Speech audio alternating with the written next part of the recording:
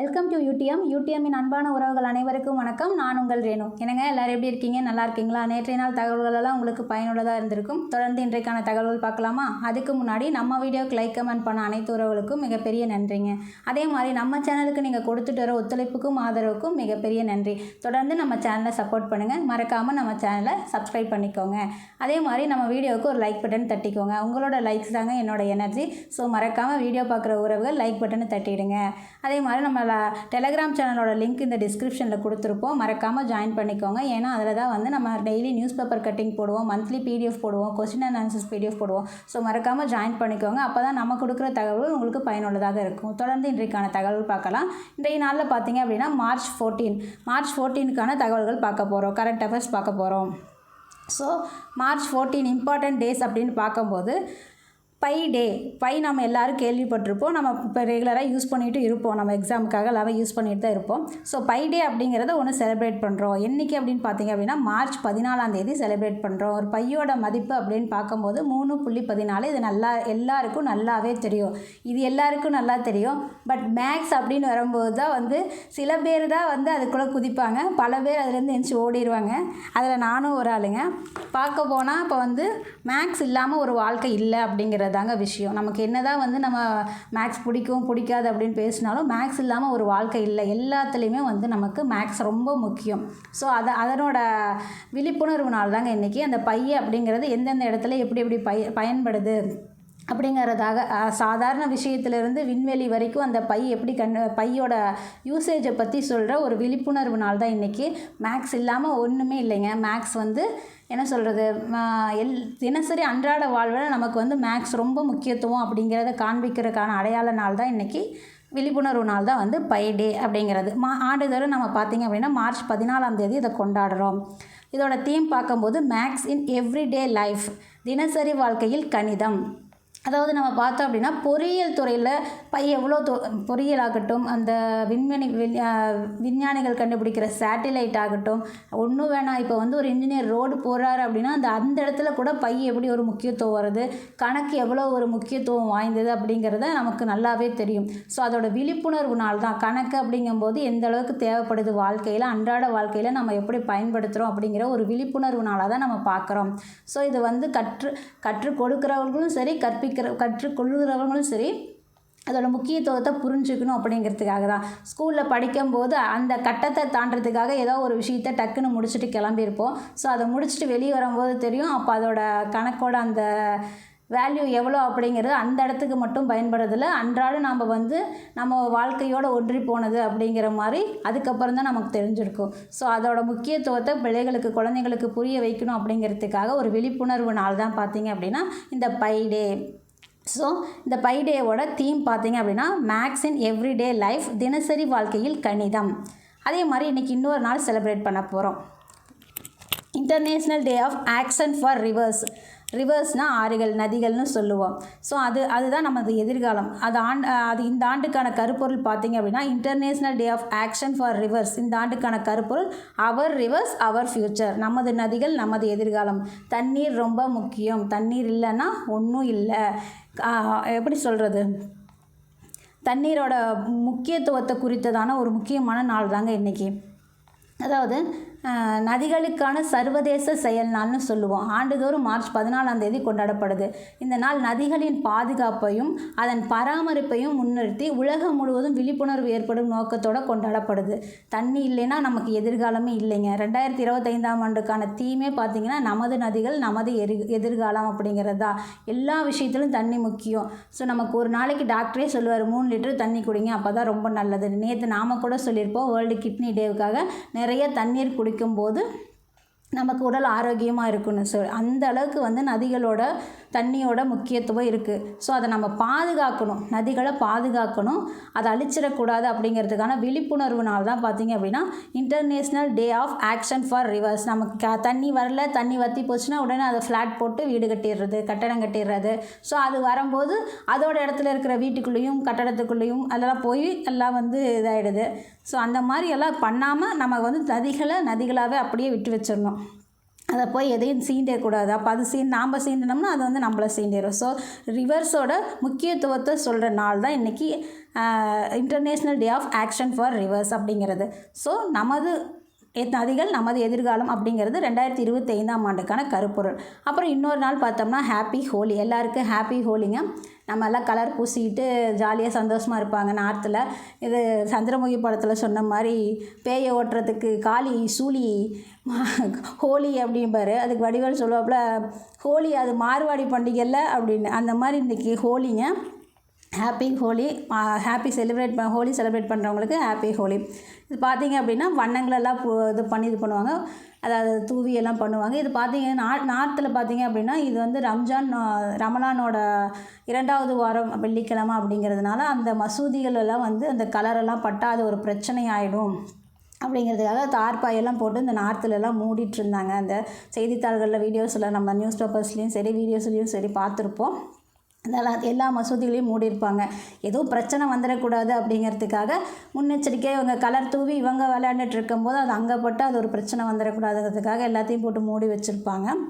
So இன்றைக்கி happy ஹோலிங்க. இன்றைக்கி 3 நாள் பார்த்துருக்கோம். ஒன்று பை டே, கணக்கோட முக்கியத்துவத்தை சொல்கிறது. இன்னொன்று ரிவர்ஸ் டே, ரிவர்ஸ் எதுக்காக நமக்கு எவ்வளோ முக்கியத்துவம் அப்படிங்கிறத சொல்கிறது. இன்னொன்று ஹாப்பி ஹோலி. 3 நாள் பார்த்துருக்கோம். நம்ம அடுத்தது பார்க்க போகிறது ரூபாய் சின்னம் நீக்கம்.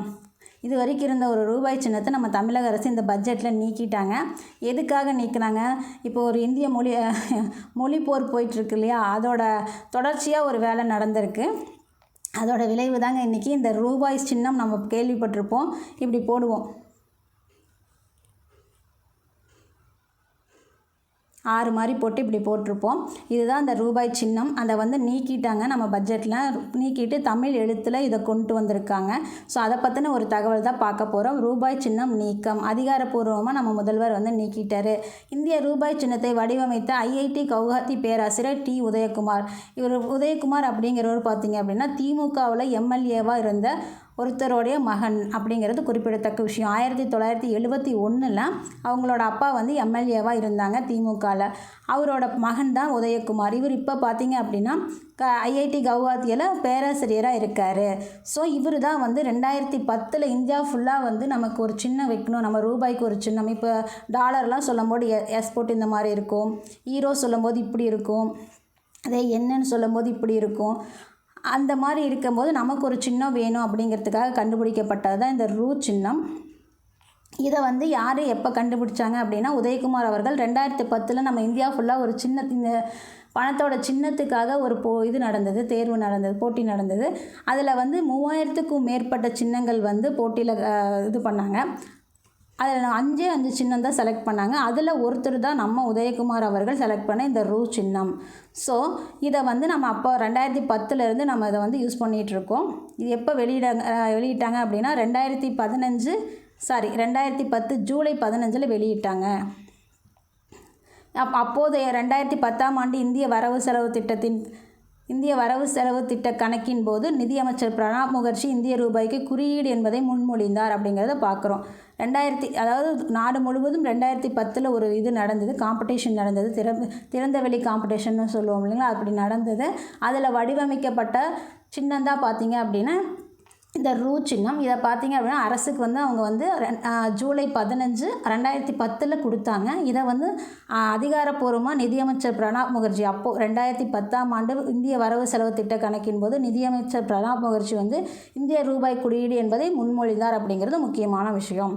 ஸோ இப்போ மாற்றிட்டாங்க. இந்திய ரூபாய் குறியீடு யார் கண்டுபிடிச்சாங்கன்னா உதயகுமார். அவர் எப்படி கண்டுபிடிச்சிருக்காரு அப்படின்னா தேவநாகரிக எழுத்துன்னு சொல்லுவோம். நம்ம இந்திய மொழி என்ன சொல்லுது, ஆர்டிகல் 343 வந்து நம்ம இந்திய மொழி தேசிய மொழியை பற்றி சொல்லுது. நம்ம தேசிய மொழி என்ன, தேவநாகரிக எழுத்துக்களில் ஹிந்தியும் இங்கிலீஷும் யூஸ் பண்ணிக்கலாம் அப்படிங்கிறது தான் நம்ம தேசிய மொழி.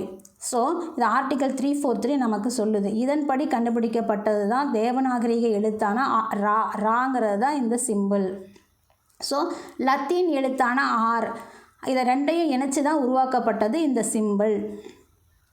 ஸோ ஒருங்குறி எழுத்துரு தொகுதியில் U+20B9 என்ற இடத்தில் இக்குறியீடு வைக்கப்பட்டுள்ளது அப்படிங்கிறது நமக்கு தகவல் சொல்லுது.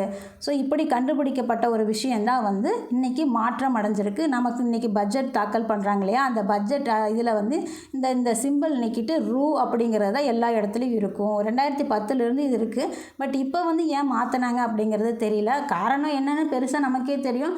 மும்மொழி கொள்கையை நம்ம ஏற்றுக்க மாட்டோம்னு சொல்லிட்டு இருந்ததுனால அதோட எதிர்ப்பு தான் இந்த முதல் டைமாக இதை சொல்கிறது, இந்த ரூ சின்னத்தை வந்து இது பண்ணது கேன்சல் பண்ணிவிட்டு நம்ம தமிழ் எழுத்தில் கொண்டு வந்தது. இதனால் பெரிய சட்ட சிக்கல் இருக்காதுன்னு உள்துறை அமைச்சகம் சொல்லுது. தெரியல இது என்ன சட்ட சிக்கல் வருமா வராது. உள்துறை அமைச்சகம் இப்போ சொல்லியிருக்காங்க இதனால் சட்ட சிக்கல் இல்லை, ஒரு மாநிலத்தில் இந்த ரூல் சின்னம் மாற்றினதுனால இந்த இது வராது, பிரச்சனை வராதுன்னு சொல்லியிருக்காங்க. உள்துறை அமைச்சகம் சொல்லியிருக்காங்க. நமக்கு இது மாற்றிட்டாங்க அப்படிங்கிறது தான் தகவல். இது யார் கண்டுபிடிச்சாங்க, எப்படி கண்டுபிடிச்சாங்க அப்படிங்கிறத நம்ம இங்கே பார்த்துருக்கோம்.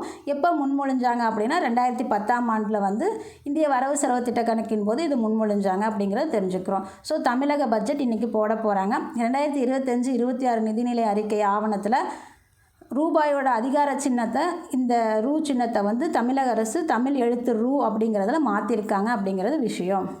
இந்த சின்னத்தை நீக்கிட்டு இப்படி முன்னாடி போட்டாங்க. எப்பயுமே நம்ம ரூ போடுவோம், பட் இந்த சின்ன ஒன்று இருக்கும், அதை மாற்றிட்டு இப்போ வந்து ரூன்னு மாற்றிருக்காங்க அப்படிங்கிறது அதிகாரப்பூர்வமாக நம்ம முதல்வர் சொல்லியிருக்காரு. அது மட்டும் இல்லை, தமிழக அரசின் வரலாற்றில் முதல் முறையாக மாநிலத்துக்கான பிரத்யேகமான பொருளாதார ஆய்வறிக்கை அப்படிங்கிறது ஒரு விஷயம். பொருளாதார ஆய்வறிக்கை நம்ம பட்ஜெட் போடும்போது February 1 பட்ஜெட்னா அதுக்கு முன்னாடி வந்து பொருளாதார ஆய்வறிக்கை நமக்கு வந்து நிர்மலா சீதாராமன் வெளியிட்டிருந்தாங்க, நமக்கு தெரியும். அதே மாதிரி இது பார்த்திங்க அப்படின்னா நமக்கு தமிழக அரசோட வரலாற்றில் முதல் முறை அப்படிங்கிறது ஒரு குறிப்பிடத்தக்க விஷயம். ஸோ இன்றைக்கி நம்ம என்ன பார்த்தோம், ரூபாய் சின்னம் நீக்கத்தை பற்றி பார்த்தோம். ரூபாய் சின்னத்தை யார் கண்டுபிடிச்சிருந்தாங்க? 2010 உதயகுமார் அவர்கள் கண்டுபிடிச்சிருந்தாங்க. இது தேவராகரிக எழுத்துலேருந்து உருவாக்கப்பட்டது அப்படிங்கிறது முக்கியமான விஷயம். சரி, நம்ம அடுத்த தகவல் போயிடுவோம்.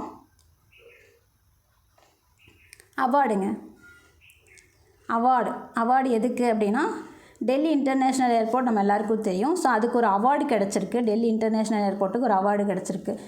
எதன் அடிப்படையில் கிடச்சிருக்குன்னா, பயணிகளோட கருத்துக்களை அடிப்படையாக கொண்டு சுத்தம், வசதி, பாதுகாப்பு எல்லாத்துக்கும் மொத்தமாக சேர்த்து மதிப்பீடு செஞ்சு தான் இதை கொடுத்துருக்காங்க. இந்த விருது பார்த்திங்க அப்படின்னா டெல்லி இன்டர்நேஷ்னல் ஏர்போர்ட் லிமிடெட் வந்து ஆசிய பசிபிக் பகுதியில் முன்னணி விமான நிலையமாக தன்னுடைய நிலைமையை உறுதிப்படுத்தியிருக்கு அப்படிங்கிறத பார்க்குறோம். அதாவது டெல்லி இன்டர்நேஷ்னல் ஏர்போர்ட் இருக்கு இல்லையா, இந்திரா காந்தி ஏர்போர்ட்னு சொல்லுவோம், இந்திரா காந்தி சர்வதேச ஏர்போர்ட்னு சொல்லுவோம். ஸோ டெல்லி இன்டர்நேஷ்னல் ஏர்போர்ட் லிமிடெடுக்கு 2024 ஆசிய பசிபிக் பகுதியில் சிறந்த விமான நிலையமாக பெருமையான ஏர்போர்ட் சர்வீஸ் குவாலிட்டி ASQன்னு சொல்லுவோம், ஏர்போர்ட் சர்வீஸ் குவாலிட்டி விருது வந்து கிடச்சிருக்கு. ஏர்போர்ட் எக்ஸ்பீரியன்ஸ் அவார்டு விருதினால் கௌரவிக்கப்பட்டிருக்கிறது இந்த டெல்லி இன்டர்நேஷ்னல் ஏர்போர்ட் லிமிடெடுக்கு ஏர்போர்ட் சர்வீஸ் குவாலிட்டி அப்படிங்கிற உயரிய விருது கிடச்சிருக்கு, உயரிய விருது கௌரவிக்கப்பட்டிருக்கு அப்படிங்கிறத பார்க்குறோம். இந்த விருது யார் கொடுத்துருப்பாங்க அப்படின்னா, ஏர்போர்ட் கவுன்சில் இன்டர்நேஷ்னல் ACI அப்படிங்கிறவங்க தான் இதை வழங்குவாங்க. ஸோ அந்த வழங்கும் போது நமக்கு வந்து டெல்லி இன்டர்நேஷ்னல் ஏர்போர்ட்டுக்கு சுத்தம், சுகாதாரம், பேசஞ்சர்ஸை பத்திரமா கூட்டிகிட்டு போகிறது, ஒரு வருஷத்துக்கு பார்த்திங்க அப்படின்னா 100 மில்லியன் பேசஞ்சர் பயணிக்கிறாங்க அப்படிங்கிறது ஒரு தகவல். ஸோ 2018 கண்டினியூட்டியாக இந்த அவார்டே இவங்க வாங்குறாங்க. டெல்லி இன்டர்நேஷ்னல் பார்த்திங்க அப்படின்னா ஏர்போர்ட் பார்த்திங்க அப்படின்னா 2018 2024 வரைக்கும் கண்டினியூஸாக 7 டைம்ஸ் இவங்க இந்த அவார்டை வாங்கியிருக்காங்க. ஸோ வேர்ல்டு லெவலில் நம்ம வந்து இந்திரா காந்தி ஏர்போர்ட் பார்த்திங்க அப்படின்னா 8வது லெவலில் இருக்குது, 8வது இடத்துல இருக்குது. உலகம் ஃபுல்லாக வந்து பிஸியஸ்ட் அப்படின்னு பார்க்கும்போது 8வது இடத்துல இந்திரா காந்தி ஏர்போர்ட் இருக்குது. அதே இந்தியா லெவலில் பார்க்கும்போது நம்பர் 1 பிளேஸில் இந்திரா காந்தி விமான இன்டர்நேஷ்னல் ஏர்போர்ட் இருக்குது அப்படிங்கிறத நம்ம தெரிஞ்சுக்கிறோம். ஸோ இந்த அவார்டில் என்ன தெரிஞ்சுக்கிட்டோம், டெல்லி இன்டர்நேஷ்னல் ஏர்போர்ட் லிமிடெடுக்கு ஒரு விருது கிடச்சிருக்கு. அந்த விருது என்ன விருது, ஏர்போர்ட் சர்வீஸ் குவாலிட்டி அப்படிங்கிற ஒரு விருது. இது யார் கொடுத்துருக்காங்க, ஏர்போர்ட் கவுன்சில் இன்டர்நேஷ்னல் கொடுத்துருக்காங்க. இது எத்தனாவது டைமாக இந்த ஏர்போர்ட் வாங்குது, 7th டைமாக வாங்குது, கண்டினியூஸாக 7th டைமாக வாங்குது. நமக்கு வந்து இது 8வது இடத்துல இருக்குது உலகத்தில். இந்தியாவுக்குள்ளே 1வது இடத்துல இருக்குது இந்த இந்திரா காந்தி ஏர்போர்ட் அப்படிங்கிறது, இன்டர்நேஷ்னல் ஏர்போர்ட். ஸோ நம்ம அடுத்த விருதுக்கு போயிடுவோம். இவங்களுக்கு ஒரு விருது, இவங்க யார் அப்படின்னா ஜெயஸ்ரீ வெங்கடேசன். நாம் ராம்சார் தலங்கள் கேள்விப்பட்டிருப்போம். ஈரநிலங்கள் பாதுகாப்பு, ஈரநிலங்களை பாதுகாக்கிறது, அதில் இருக்கிற உயிரினங்களோட பாதுகாப்பு, அதோட இனப்பெருக்கம், இதை பற்றின ஒரு விஷயம். அந்த ஈரநிலத்தை பாதுகாக்கிறதும் அதில் இருக்கிற உயிரினங்களோட பாதுகாக்கிறதுக்கான விஷயந்தான் இப்போ நாம் பார்க்க போகிறோம். அதை முறையாக பாதுகாத்து வழி நடத்திட்டு இருக்கிறவங்களுக்காக கொடுக்கப்படுற விருது தான் பார்த்திங்கன்னா இது ஒரு உயரிய விருது. ஜெயஸ்ரீ வெங்கடேசன் அவர்களுக்கு ராம்சார் விருதை கொடுத்துருக்காங்க. இதை ராம்சார் விருது வாங்குகிற முதல் இந்தியர் அப்படிங்கிற பெருமையும் இவங்களுக்கு இருக்குது. இது வரைக்கும் நம்ம இந்தியர் யாரும் ராம்சார் விருதை வாங்கினதில்லை. அவங்க தான் வந்து ஜெயஸ்ரீ வெங்கடேசன் வாங்குது முதல் இந்தியர் அப்படிங்கிறது ஒரு பெருமையான விஷயம். ஸோ இவங்க பார்த்திங்கன்னா சென்னை கேர் எர்த் ட்ரஸ்ட்டோட இணை நிறுவனர் அப்படிங்கிறத தெரிஞ்சுக்கிறோம். உலகம் முழுவதும் நதிகள் மற்றும் காடுகள் உரிய முறையில் பயன்படுத்துவதற்கு வழங்கப்படும் விருது. இந்த விருது எதுக்காக ராம்சார் விருது கொடுக்குறாங்க அப்படின்னா, உலகம் முழுவதும் நதிகள் மற்றும் காடுகள் உரிய முறையில் பயன்படுத்துவதற்கு வழங்கப்படும் விருது. நமக்கு இந்தியாவில் பார்த்திங்க ராம்சார் விருது நமக்கு இந்தியாவில் பார்த்திங்க அப்படின்னா எத்தனை ராம்சார் நிலங்கள் இருக்குது? 89 ராம்சார் நிலங்கள் இருக்குது. அதில் தமிழ்நாட்டில் மட்டுமே 20 இருக்குது. ஸோ நமக்கு இந்தியாவிலேயே அதிகமான ராம்சார் தலங்கள் கொண்ட மாநிலம் எதுன்னு கேட்டால் நம்ம தமிழ்நாடுன்னு சொல்லணும். அதே மாதிரி உலக சர்வதேச லெவலில் ஒரு குறிப்பிட்ட அதாவது ஒவ்வொரு நாட்டிலேருந்து ஒரு குறிப்பிட்ட இடத்த வந்து முக்கியமான ராம்சார் தலங்களாக வச்சுருப்பாங்க. அப்படி நம்ம இந்தியாவிலேருந்து முக்கியமான ராம்சார் தலங்களாக வச்சுருக்கிறது சர்வதேச லெவலில். நம்ம இந்தியாவிலேருந்து முக்கியமான ராம்சார் தலங்கள் என்னன்னு பார்த்தோம்னா இந்தூர் மற்றும்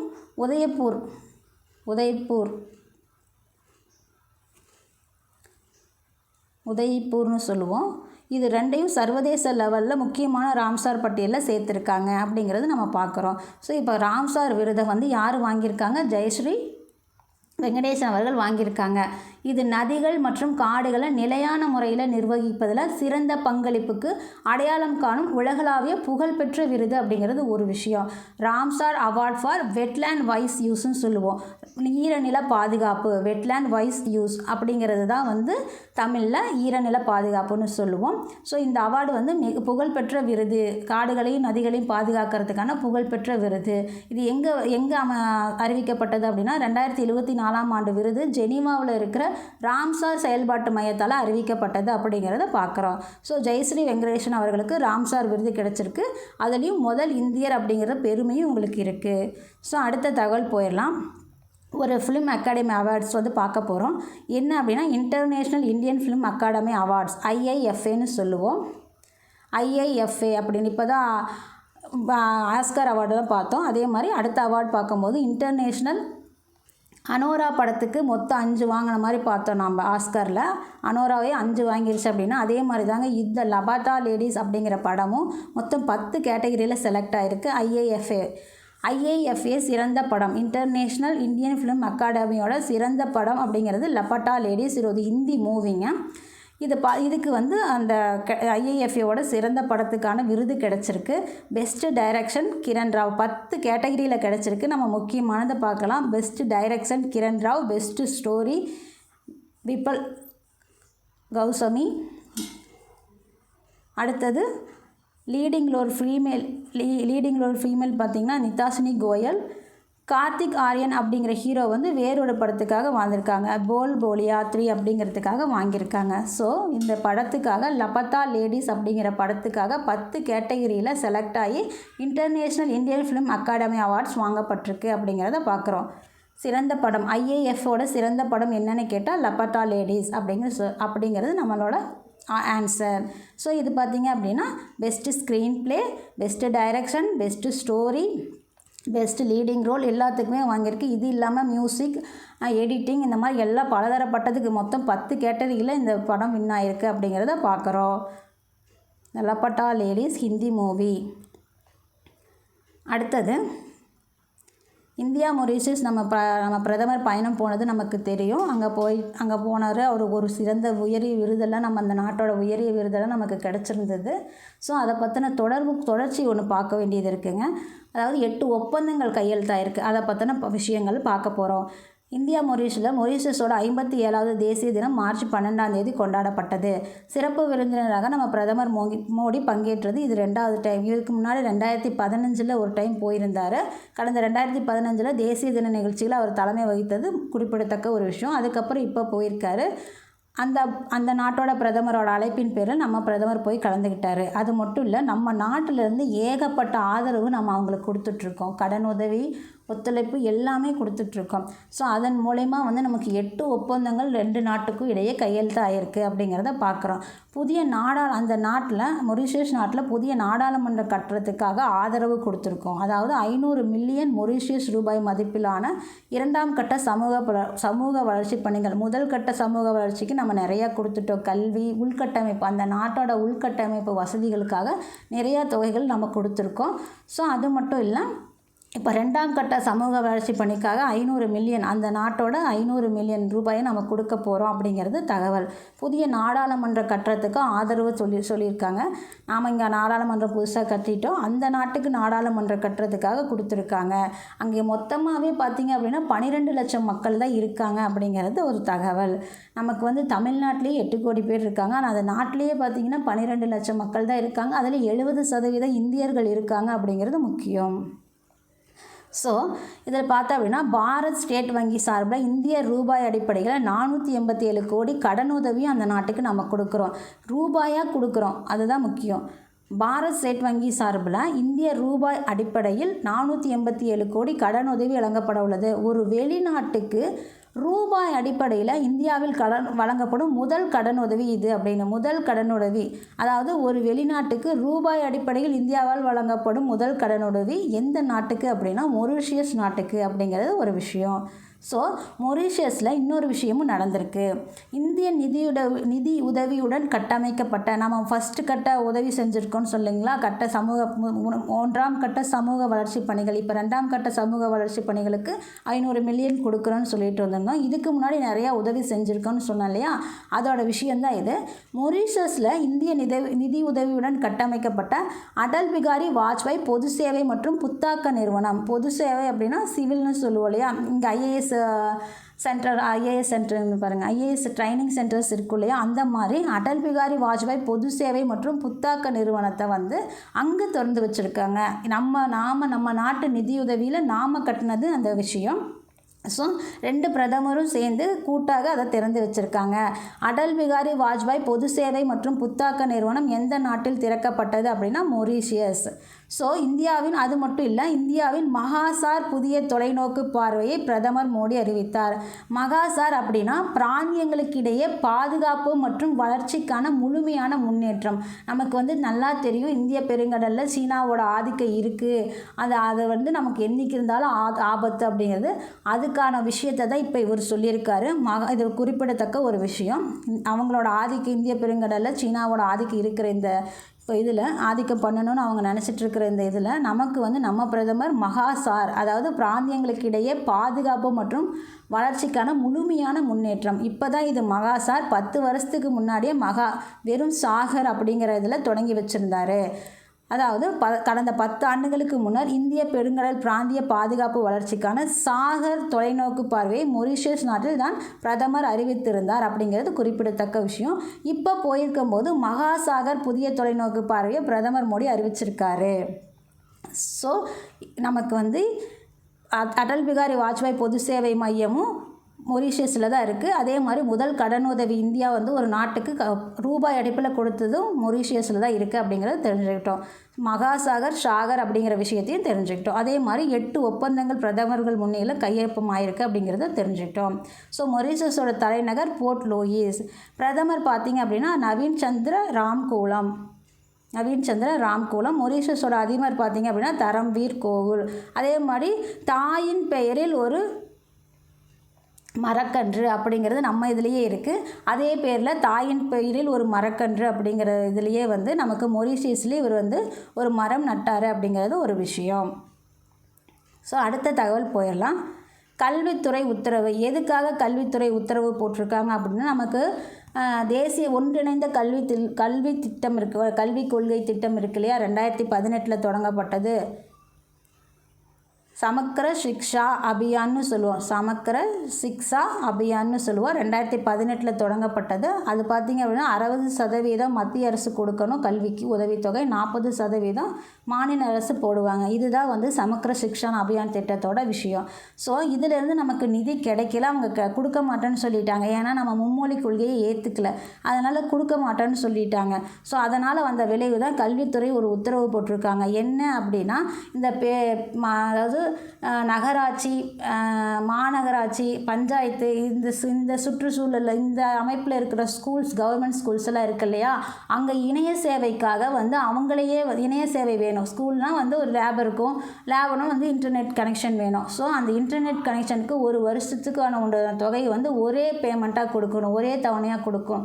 இந்த மாதிரி இதுக்கெல்லாம் வந்து நீங்களே செலவு பண்ணிக்கோங்க. ஏன்னா தமிழ்நாடு அரசுக்கிட்ட இருந்து நமக்கு மத்திய அரசுக்கிட்ட இருந்து வர வேண்டிய பணம் தமிழ்நாடு அரசுக்கிட்ட இல்லை. ஸோ வந்து நீங்கள் தான் கலெக்ட் பண்ணுறீங்க இல்லையா, ஒரு 5% வந்து கலெக்ட் பண்ணுவாங்க ஸ்கூல்ஸ்லேருந்து இவங்க.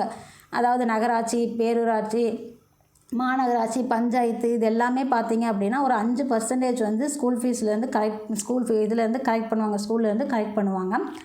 ஸோ அந்த தொகையை வந்து நீங்கள் பொது கணக்கில் காட்டாதீங்க, ஸ்கூலுக்காகவே செலவு பண்ணுங்க. நீங்கள் 5% வந்து ஸ்கூல்லேருந்து வாங்குறீங்க, அந்த 5% ஸ்கூலுக்கே செலவு பண்ணிடுங்க. இந்த மாதிரி இணைய சேவை தேவைப்படுற இடத்துக்கு, இப்போ தேவைப்படுற ஸ்கூல்களுக்கு இந்த ஸ்மார்ட் கிளாஸ் இருக்குது, அதாவது ஹைடெக் லேபெல்லாம் இருக்குது, இதுக்கெல்லாம் என்னென்ன தேவைப்படுதோ அதை வந்து இந்த 5%லேருந்து நீங்களே கொடுத்துருங்க அப்படின்னு சொல்லி உத்தரவு போட்டுட்டாங்க. ஸோ நம்ம என்ன பார்த்தோம் அப்படின்னா, தமிழகத்தில் ரூ. 189 கோடியில் அரசு பள்ளிகளில் இணையதள வசதியை மேம்படுத்துறதுக்காகவும் அதற்கான நிதியை சம்பந்தப்பட்ட உள்ளாட்சி அமைப்புனா தான் பஞ்சாயத்து, பஞ்சாயத்து, பேரூராட்சி, மாநகராட்சி, நகராட்சி, இது எல்லாத்தையும் சொல்லுவோம், உள்ளாட்சி அமைப்புன்னு சொல்லுவோம். ஸோ அவங்களே கொடுத்துக்கணும் அப்படிங்கிறது தான் விஷயம். 189 கோடிக்கு அதுக்கு மத்திய அரசோட ஒருங்கிணைந்த பள்ளி கல்வி திட்டம், அதாவது சமக்கர சிக்ஷா திட்டம் நிதியுதவியின் கீழ் மேற்கொள்ளப்பட்டு வந்தன. தற்போது அதற்கான நிதியை மத்திய அரசு நிறுத்திவிட்டது. ஸோ தமிழகத்தில் பார்த்தோம் அப்படின்னா 24,338 தொடக்கப் பள்ளிகள் இருக்குது, 6,992 நடுநிலைப் பள்ளிகள் இருக்குது, அதே மாதிரி 3,094 அரசு உயர்நிலைப் பள்ளிகள் இருக்குது, 3,129 மேல்நிலைப் பள்ளிகள் இருக்குது. மொத்தம் நம்ம கல்வித்துறை சார்பாக நம்ம கவர்மெண்ட் ஸ்கூலில் பார்த்திங்க அப்படின்னா 37,553 ஸ்கூல் வந்து இருக்குது. நம்ம தமிழக அரசின் சார்பாக பள்ளி கல்வித்துறை சார்பாக 37,553 ஸ்கூல்ஸ் இருக்குது. ஸோ இந்த ஸ்கூல்ஸ்க்கான நிதி எல்லாம் பார்த்திங்க அப்படின்னா மத்திய அரசு நிறுத்திட்டாங்க, அப்படிதான் விஷயம்.